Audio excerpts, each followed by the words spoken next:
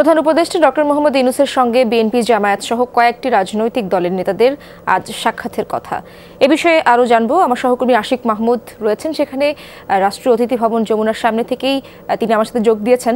আশিক, এখন কোনো রাজনৈতিক দল এসেছে কিনা যমুনাতে, বা তাদের আলোচনায় কোন বিষয়গুলো গুরুত্ব পাচ্ছে বা পাবে, কোনো ধারণা পেয়েছেন কিনা আপনি? কালার এক্সপার্ট, জর্জ স্যাপ এবং মাইল্ড অন হ্যান্ডস টেকনোলজি সমৃদ্ধ অরিক্স ক্রিস্টাল ওয়াশ আপনার লন্ড্রি এক্সপার্ট।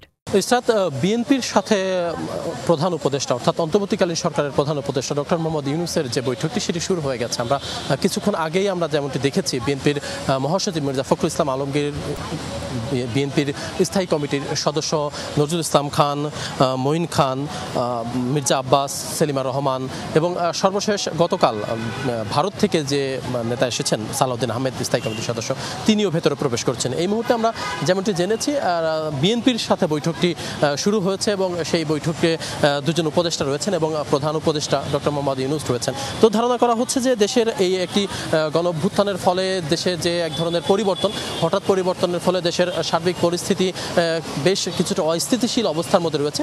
সেই পরিস্থিতিতে আসলে যত দ্রুত সম্ভব স্থিতিশীলতা ফেরাতে যে ধরনের উদ্যোগ নেওয়া নিশ্চয়ই রাজনৈতিক দলগুলোর এক ধরনের ভূমিকার প্রয়োজন থাকে। সে কারণেই খুব তড়িঘড়ি করে আসলে আমরা যেমনটি জেনেছি যে এই বৈঠকটির আমন্ত্রণ করা হয়েছে এবং বৈঠকটির আয়োজন করা হয়েছে এবং সেই বৈঠকে কিন্তু ইতিমধ্যে বিএনপির নেতাকর্মীরা সেই বৈঠকে যোগ দিয়েছে এবং বিএনপি নেতাকর্মীদের এই বৈঠকটি শেষ হলে আমরা জেনেছি জামায়াতে ইসলাম, আরেকটি রাজনৈতিক দল, তাদের সাথেও প্রধান উপদেষ্টা ডক্টর মোহাম্মদ ইউনূস তিনি বৈঠক করবেন।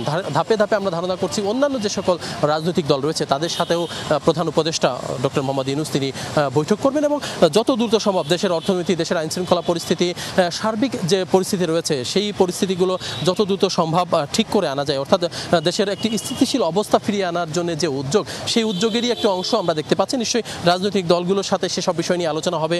রাজনৈতিক দলগুলোর সাথে আলোচনা করে কিভাবে যত দ্রুত সম্ভব দেশের সার্বিক পরিস্থিতি এবং আর্থিক যে ভঙ্গুর অবস্থা সেটি আসলে কিভাবে ফিরিয়ে আনা যায়, দেশের আইন শৃঙ্খলা পরিস্থিতি কিভাবে স্বাভাবিক করা যায়, সেই চেষ্টা এবং সেই সহযোগিতা নিশ্চয়ই প্রধান উপদেষ্টা চাইবেন এবং সবাই মিলে দেশটাকে সুন্দরভাবে গড়ে তুলবেন, সেই একটি চেষ্টা নিশ্চয়ই থাকবে। তো সব মিলিয়ে বলা চলে যে বিএনপির সাথে বৈঠকটি শুরু হয়েছে এবং এরপরে আমরা জামায়াতে ইসলাম সহ অন্যান্যদের সাথেও বৈঠক হবে এমনটি জেনেছি। পরবর্তীতে হয়তো বৈঠক শেষ হলে কি বিষয়ে আলোচনা হয়েছে আপনাদেরকে আরো বিস্তারিত জানাতে পারবো। ইসরাত, আশিক, ধন্যবাদ আপনাকে।